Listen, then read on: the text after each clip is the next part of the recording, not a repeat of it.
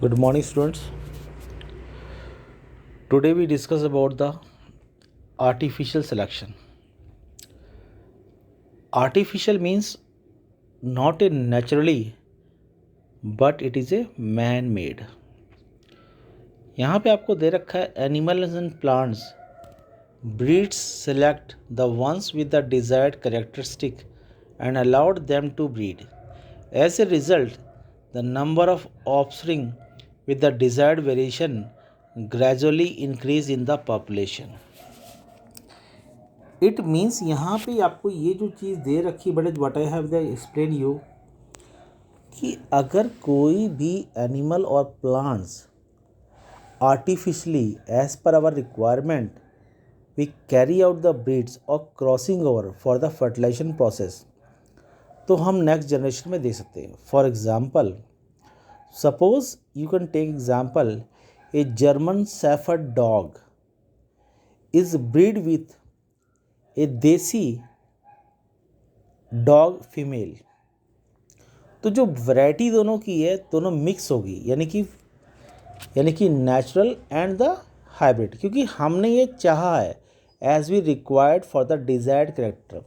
क्योंकि हम कहते हैं कि the two different trade character crossing over gives to a variation and this variation haves to for. Example दे रखा है यहाँ पे, plant breeds have different variety of cabbage desired characteristics. यानी कहने का मतलब है कि आज हम कैबेज यानी कि पत्ता गोभी, कॉलीफ्लावर फूल गोभी, ब्रोकली ग्रीन गोभी खाते हैं. इन सब में फ़र्क क्या है? देखोगे तो कॉलीफ्लावर कॉम्पैक्ट शेप में होता है, ब्रोकली स्पेयर्ड में होता है, कैबेज जो हमारी जो ओरिजिन है वो क्लोज कॉम्पैक्ट होता है, जो कैबेज ब्रीड करेक्टर की वो खुला होता है. ओके, तो these are the example I have given you here, these are the example, तो उसको फॉलो कर सकते हैं. नेक्स्ट है difference between natural and artificial. Natural selections are those which select naturally without the concerning of anyone, यानी कि natural breeder. और natural breeding में वेरिएशन नहीं होती, वैरायटी नहीं होती, ट्रेड कैरेक्टर्स हाई प्रोफाइल होते हैं और बढ़िया होते हैं, क्योंकि they are selected as per the temperature and conditions. तो यहाँ पे दे रखा है बेटा आपको एग्जाम्पल कि selected by nature and the results are seen on the large population. और आर्टिफिशियल जो होता है इंसानों द्वारा की जाती है as per the selection. Okay, तो यहाँ पे हम फॉलो करेंगे, नेक्स्ट पॉइंट फॉलो करेंगे बेटे. यहाँ पे हम करेंगे एवोल्यूशन एंड प्रोग्रेस. अगर मैं एवोल्यूशन एंड प्रोग्रेस के बारे में बात करूँ तो just I want to draw your attention that our ancestors were the apes. हमारे जो पूर्वज थे वो आदि मानव थे. बस as the ages pass and gradually years by years the different variation occur due to which we are able to walk properly, we are able to talk properly, we are able to handle any things properly. कहते हैं अगर हमारे पूर्वज आदि मानव थे तो चल नहीं पाते, झुक के चलते थे, हाथ वो पकड़ नहीं पाते थे, बोल नहीं पाते थे. But during now days as the traditional year is going और we are seeing that we are not able to work, we are not able to handle, we are able to each and everything. हम हर काम अच्छा कर सकते हैं. It means तो selection में देखा तो evolution of progress generation to generation आई है and the trade character is inherited from the one generation to next generation. तो जो मैं आपको बेटा I want to explain in Hindi, the same thing I want to convert in English but in the scientific language. और आप अगर आपकी English अच्छी है तो यू कैन फॉलो दैट. तो यहाँ फर्स्ट पॉइंट लिखा है, evolution is simply the selection of A favourable characters in organisms. Okay, जो आपको चाहिए आगे. Next, it doesn't mean the elimination of simple and lower forms that gave rise to a higher and complex form. आपके चाहने और ना चाहने से कुछ होता है. अगर आपका ट्रेड कैरेक्टर डोमिनेंट है, that will always in the next generation. Next, evolution result in emergence means नई स्पीसीज की उत्पत्ति होना. Adapted itself to the changing environment. जैसे मैं आपको इस एग्जांपल के लिए आपको एग्जांपल देना चाहता हूँ. हमारे पास गधे होते हैं, वी कॉल्ड एन एस. और हमारे पास होते हैं, वी कॉल्ड एन, गधे को हम डोंकी भी कहते हैं, वी हैव हॉर्स. तो हॉर्स और डोंकी के बीच में क्रॉस हाइब्रिड जनरेशन कराने के बाद हमें क्या मिला? ऐश, जिसे हम खच्चर बोलते हैं. And that have high hybrid quality to resist in this environment regarding high tendency to work along with the high efficiency of work and high affinity to do work. यानी कि उनमें सारी क्वालिटी प्लस है. यानी घोड़ा, आपने सुना होगा, horse have ability to run a long distance for a short time, but an ass can do a work for a long time.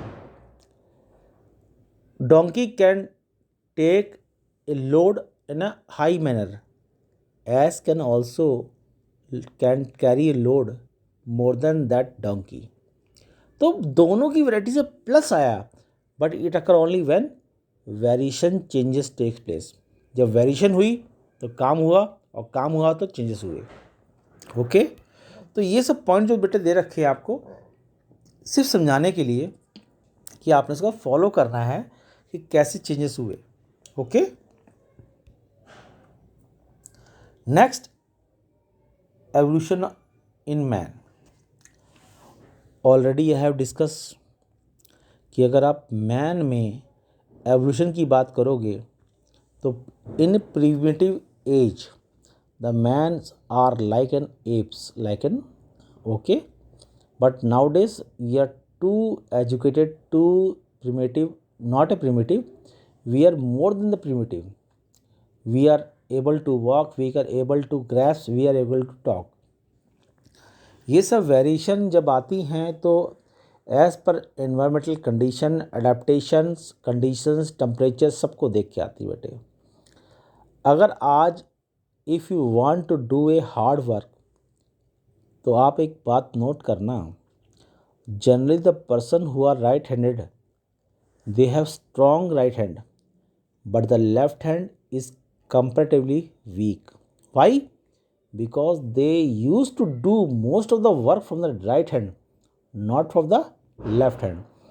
तो अगर हम नेक्स्ट जनरेशन की एडेप्टिव क्वालिटी की बात करें तो उनका राइट हैंड क्या होगा? स्ट्रांग, और लेफ्ट हैंड क्या होगा? Weak. Because they are not adaptive, they are not utilise the left hand to carry out useful work.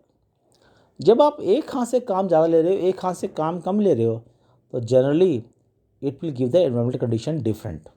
Okay, तो यहाँ पे आपको दे रखा है, क्वेश्चन भी दे रखा है मैंने आपको, explain the evolution in man, और along with the question I have given you answer कि the earliest member of the humans race are the traced in back Africa. यानी कि यहाँ आपको पूरी कहानी बता दी कि कहाँ से इंसान पाया गया था, कहाँ पे ऑरिजिनेट किया था, और कैसे कैसे. तो मैं एग्जाम्पल देता हूँ. मान लो एग्जाम्पल लो, take an example, one of the species existing in Africa,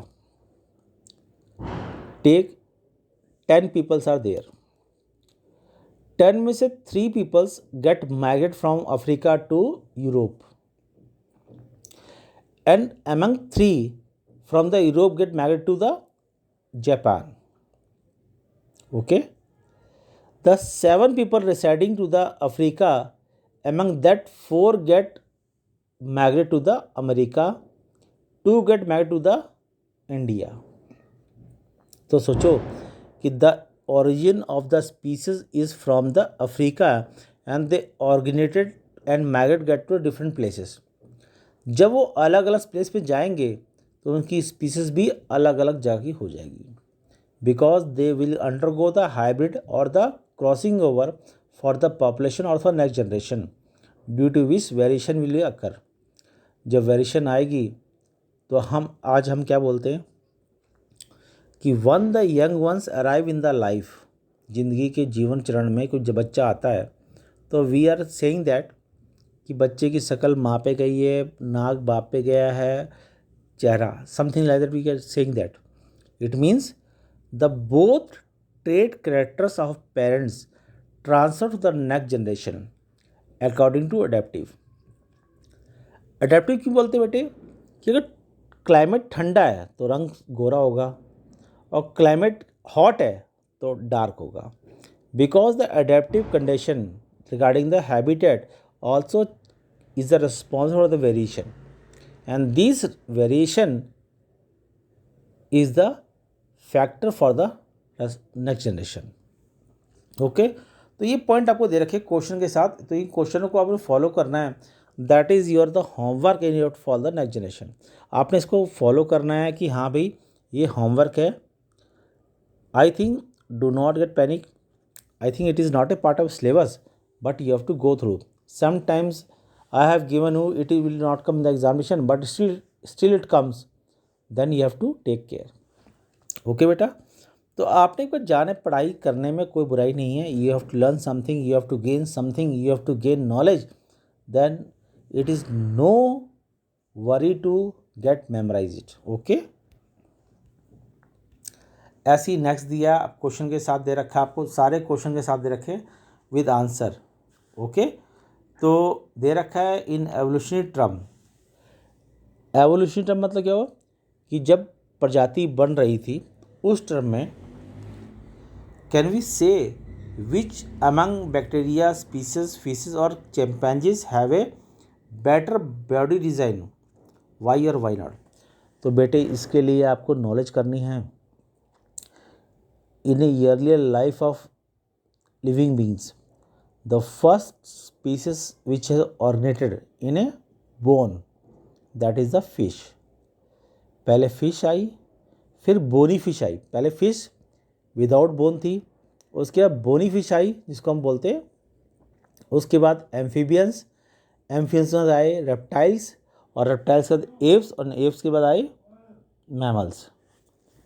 okay, and that will be helpful for you, that will be helpful for you, that will be Laro, that will be helpful for you. And this evolution takes place not for 10 years, this evolution takes place for many years, and this many years responsible to takes an evolutionary change within habitats and with the requirements. तो आज अगर आप बात करते हैं तो आप बोलेंगे fish respire from the gills, but now human beings respire through the lungs, और लंग्स से जो रेस्पायर करते हैं तो उनकी वैल्यू अलग होती है बेटे, and you have to carry out. ऐसे ही जब लगाते हैं हार्ट चैम्बर लगाते हैं कि हार्ट कितने चैम्बर हैं, 2 चैम्बर, 3 चैम्बर, 4 चैम्बर। तो जब अडेप्टेशन और डेवलपमेंट हुई तो इनकी बढ़ोतरी भी ऐसी हुई, 2 chamber, 3 chamber. So now we are full developed, having a 4 chambered heart, fully full lungs developed. Okay beta, so these are the evolution change we have taken out and you have to go through. और आपको एक छोटा सा example दे रखा है, ये कैसे कौन सा कहाँ से हुआ है, तो आपने फॉलो करना है। ओके, तो आपने फॉलो करके आपने प्रिपेयर करना है कि हमने पढ़ाई कैसे करनी है, and the rest of NCERT back से you have to solve and practice at home. So stay at home, remain safe. इस समय आपको तैयारी करनी है और प्रैक्टिस और करनी है। Okay, thank you and have a nice day.